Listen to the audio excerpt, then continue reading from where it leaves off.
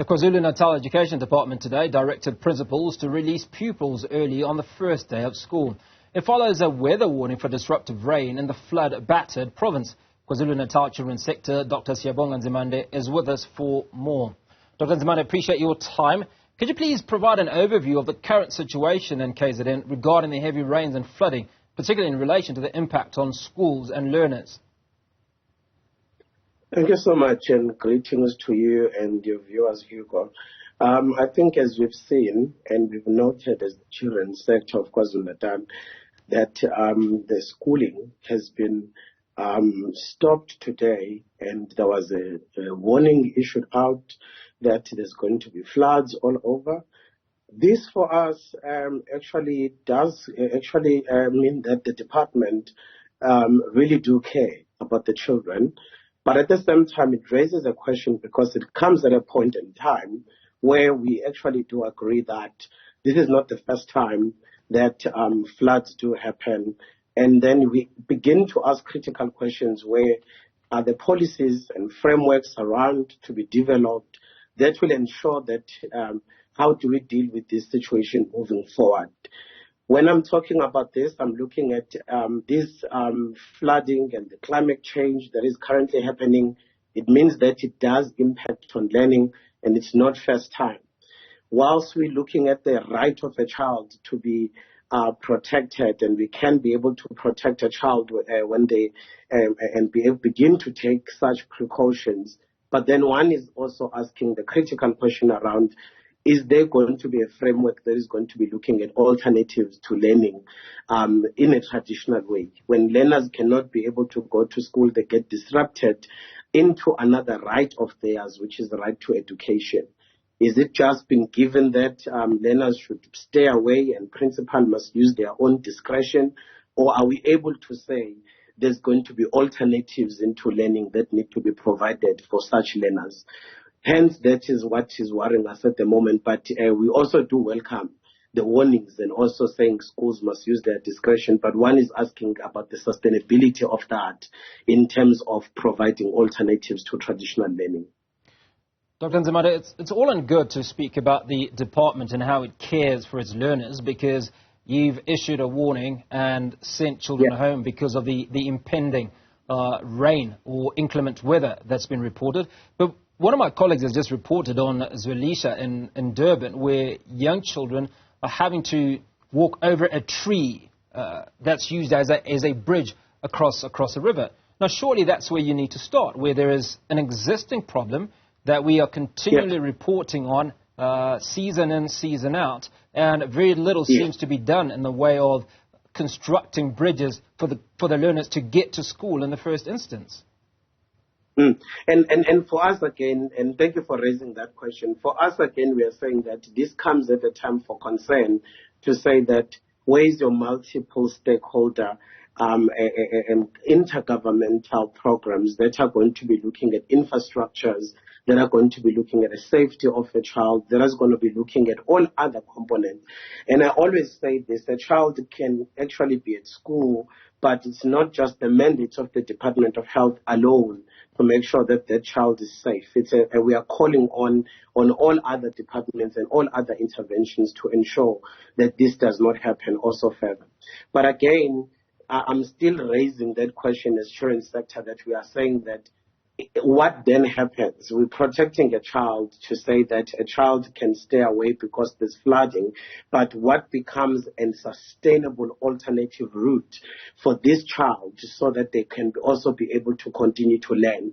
And then safety of the child becomes an issue again, to say, what are the policies around that you are beginning to implement to ensure that this child is safety? So we understand that the government cannot do it alone. As civil society, that's why we are calling for that framework to say it can't just be business as usual. It can't just be a circular being given out, and also very vague direction being given to these school principals to say they must use their own discretion. So if we don't push for that direction, it means that we are going to keep finding ourselves in the situation that that we are in now, where we're saying use your own discretion, but then the child is still left unprotected even outside the school environment. So therefore, this then really pushes the government to begin to think broadly around the issues of climate change, around the issues of security, around the issues of all other, even the health and well-being of this one particular learner who's being sent home and also just being warned about floods, but then they still need to cross a bridge, as you have said. So we are saying, where's the framework that need to be in place? We are tired of circulars, and there's been more and more circulars and warnings to say, principal, use your own discretion. But we are calling for a framework that calls and looks at alternatives to traditional learning, so that we know that this can be in place and implemented when and should the child find or the school find themselves in a situation where, again, they need to say there's also going to be rain. What happens if there's rain next week? What happens if the rain also continues as the weather patterns begin to change? And we see it with this instance that this is not the first time, but we are saying it should go beyond just circulars. There should be a framework in place that deals with alternatives to traditional learning. Now, coming back to the issues that you were talking about, Dr. Nzimande, and you relate to the issue around a number of conversations that have been had, circulars that have been shared, but very little activity in the way of picking up from those circulars. So how does one move forward? Because you must be extremely concerned with the challenges that learners, both young and those that are a little bit older, are facing, and as far as trying to access school where flooding is concerned or inclement weather? In a sense where we are currently sitting, I think this calls for the Department of Education to look at how do we ensure that our schools become caring schools. And when I'm talking about a caring school, I'm talking about a school that is going to be in a place where it can be able to provide safety, nutrition, and all other elements for the learner that is currently being in that school. And we also really do understand, as I said, the way forward for us will be, where is the plan that is going to be in place that is going to be able to show us sustainable ways on how to deal with such issues as in disaster, when we're in disaster, when we're dealing with floods or we're dealing with climate change. And then one begins to ask ourselves that, where are the learnings of the COVID-19 lockdown when we were able to return learners back to school? Some were learning online, some were learning, there were some sort of ways that were made around that to ensure that learners are actually receiving the education, which is still their right as well to receive education. So we are saying all is well is good. As children's sector, you can be able to send out a circular, but then we are calling for a plan that need to really be implemented by all stakeholders that is going to ensure that our schools become caring schools. And what other schools do we still need to strengthen? And maybe even our education system, as it's not so equal even in the current state. And now we're looking at there's flooding and children cannot be able to go to school. What mode of transport are they using to get to school? And what is the legalities around that mode of transport that children are using, and their safety and their well-being around that? How do we make sure that we strengthen our community schools, and also making sure that we still have a lot of learners that are learning nearby in a school environment where I'm in my community, I'm in my ward, and I'm able to utilize that school. As it is, we're seeing a lot of scholar transport, which is still a threat. We're seeing learners traveling a long distance to get to school. There's a lot of inequalities around our education system that we might need to tackle in this framework that is going to bring us to be in a point of thinking futuristically. But now the future is no longer right really in the future. The future is what is currently happening and what we've learned in the past. Are we able to take those learnings right now, even during this flooding and these heavy rains, and put them into place and ensure that while we are ensuring safety of the learner, but we are still ensuring that the learner is receiving adequate education in other form that can be designed within that framework. Dr. Nzimande, are you concerned that there may not be capacity within the education department to deal with some of these challenges? And hear me out for a second. Now, let's assume that 30 years ago, when you were going to school, you walked across a tree bridge, for argument's sake. Yes. You walked 10 kilometers to school. So for you, that was a standard by which you grew up. So you may not appreciate that there is need to modernize things and allow learners to, one, walk shorter distances if they have to walk, or provide transport, or build a proper bridge. And then the second issue is around global warming and climate change has brought in the issue of floods in KZN in the last couple of years. So it was not an issue before. Now, many of these individuals that are in the education department are educators. So their understanding, I might hazard to say, on climate change and its consequences may not be sufficient to come up with the solutions to deal with the very things that you speak of. Well, that is good. But then it also then comes back to the point where I'm saying that we should have a plan in place that talk about disaster preparedness. It always feels like when we are talking about this and we are sending circulars, we are not prepared.